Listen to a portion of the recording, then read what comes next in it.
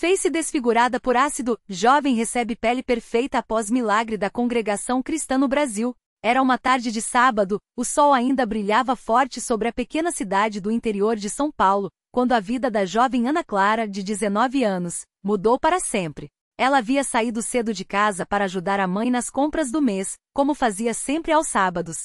O trajeto era conhecido, a padaria da esquina, o mercadinho do seu João, e depois a volta para casa, onde o almoço já estaria pronto. Mas naquele dia, algo terrível a esperava. Ana Clara era uma moça alegre, de sorriso fácil e um coração cheio de sonhos. Trabalhava como auxiliar de escritório e sonhava em fazer um curso de enfermagem. Sua família era simples mas unida, o pai mecânico, a mãe dona de casa e 2 irmãos mais novos. Todos frequentavam a Congregação Cristã no Brasil desde que ela era criança, e sua fé era o alicerce de tudo. Ela amava cantar os hinos no culto, especialmente o Glória a Deus nas alturas, que sempre a fazia sentir uma paz profunda. Naquele sábado, enquanto caminhava pela calçada estreita, carregando as sacolas com pães e mantimentos, um homem se aproximou dela. Era um conhecido da família, alguém que já havia frequentado a mesma igreja anos antes, mas que havia se afastado. Ele estava com o olhar vazio, as mãos trêmulas, e antes que Ana Clara pudesse reagir, ele jogou um líquido escuro em seu rosto. O cheiro era forte, queimava os olhos e, em segundos, uma dor insuportável tomou conta dela. Era ácido. O homem correu e ela caiu no chão, gritando, enquanto as pessoas ao redor se desesperavam. Os vizinhos correram para ajudá-la, jogando água em seu rosto, mas a dor só aumentava.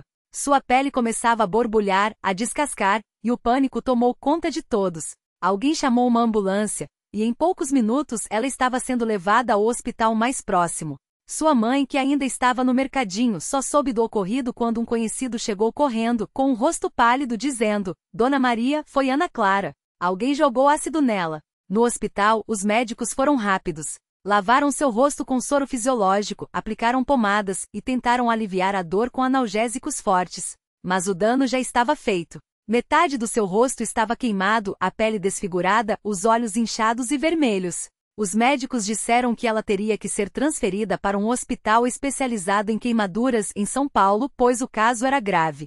Sua mãe, ao vê-la, desabou em lágrimas, enquanto seu pai, com as mãos trêmulas, orava em voz baixa: Senhor, tem piedade de nós. Não deixe que minha filha fique assim. Ana Clara passou os primeiros dias em um estado de choque. A dor física era intensa, mas a dor emocional era ainda pior. Ela não conseguia se olhar no espelho e quando, por engano, viu seu reflexo em uma janela, sentiu como se seu mundo tivesse desabado. Por que isso aconteceu comigo? Ela chorava. O que eu fiz para merecer isso? Sua mãe, mesmo destruída, tentava consolá-la. Filha, Deus não nos abandonou. Ele vai nos ajudar. Mas Ana Clara não conseguia enxergar esperança. Os irmãos da Congregação Cristã no Brasil, ao saberem do ocorrido, começaram a orar por ela. No culto seguinte, o irmão que presidia fez um pedido especial de oração, e todos se ajoelharam, clamando a Deus pela restauração daquela jovem. As irmãs visitavam o hospital, cantavam hinos baixinho ao seu lado, e liam passagens da Bíblia. Ana Clara, mesmo com dor, sentia uma paz estranha quando elas oravam. Era como se uma força invisível a sustentasse.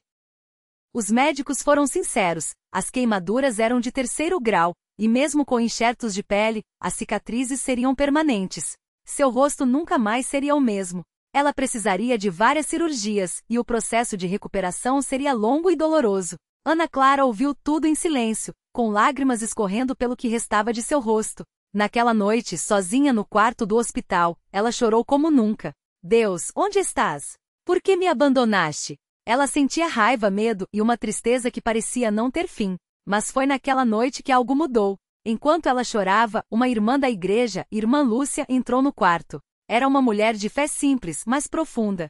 Ela se sentou ao lado da cama, pegou a mão de Ana Clara e disse: Minha filha, Deus não te abandonou. Ele está aqui, do teu lado.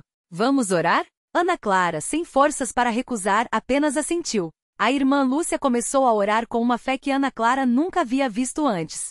Não eram palavras bonitas, mas um clamor do coração. Pai Celestial, olha para esta filha tua. Tu sabes da dor dela, das lágrimas que ela tem derramado. Mas tu és o Deus que faz milagres. Tu és o Deus que restaura. Senhor, toca no rosto dela. Devolve a ela a pele, a beleza, a alegria. Não pelo que ela é, mas pela tua glória. Em nome de Jesus, amém. Ana Clara sentiu algo diferente naquela oração. Não foi um alívio imediato, mas uma certeza de que Deus a havia ouvido. Nos dias seguintes, as irmãs continuaram a visitá-la, e a cada oração, ela sentia uma força nova. Os médicos, por sua vez, começaram os procedimentos. Fizeram a limpeza das feridas, aplicaram curativos especiais e marcaram a primeira cirurgia para enxerto de pele. Mas antes da cirurgia, Ana Clara pediu para que os irmãos da igreja fizessem uma vigília de oração por ela. Na noite anterior à cirurgia, a congregação cristã no Brasil se reuniu em oração. Não foi um culto oficial, mas uma reunião espontânea de irmãos que amavam aquela jovem e clamavam a Deus por um milagre. Eles cantaram hinos, leram salmos e oraram com lágrimas. Ana Clara, mesmo fraca, sentia que estava sendo carregada nas mãos daqueles que intercediam por ela. No dia seguinte, quando os médicos retiraram os curativos para avaliar a área a ser enxertada, algo inesperado aconteceu. A pele de Ana Clara, que antes estava queimada, escura e cheia de bolhas, agora estava rosada, como se estivesse se regenerando sozinha. Os médicos ficaram surpresos. Isso não é normal, disse um deles. As queimaduras de ácido não cicatrizam assim tão rápido. Eles decidiram adiar a cirurgia para observar melhor. Nos dias seguintes, a melhora foi visível. A pele continuava a se regenerar, as cicatrizes iam desaparecendo, e o que antes era uma massa de tecido morto, agora estava se tornando uma pele lisa, como a de uma criança. Os médicos não tinham explicação. Isso é um milagre, disse uma enfermeira, que também era evangélica. Ana Clara, ao se olhar no espelho pela primeira vez depois de semanas, não acreditou no que via. Seu rosto estava quase inteiro de volta. Não havia marcas profundas, não havia desfiguração. Era como se nada tivesse acontecido. A notícia se espalhou pela cidade, e muitos que antes duvidavam, agora reconheciam que Deus havia operado um milagre. Ana Clara, emocionada, foi ao culto seguinte e deu seu testemunho.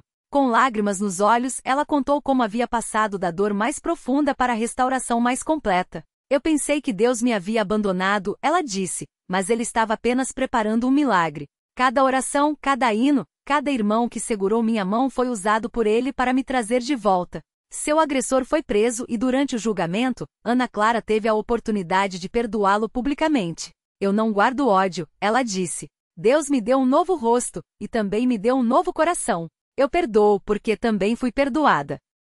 Hoje Ana Clara continua frequentando a congregação cristã no Brasil, agora com uma fé ainda mais forte. Ela ajuda no trabalho com os jovens, compartilhando sua história para encorajar aqueles que passam por provações.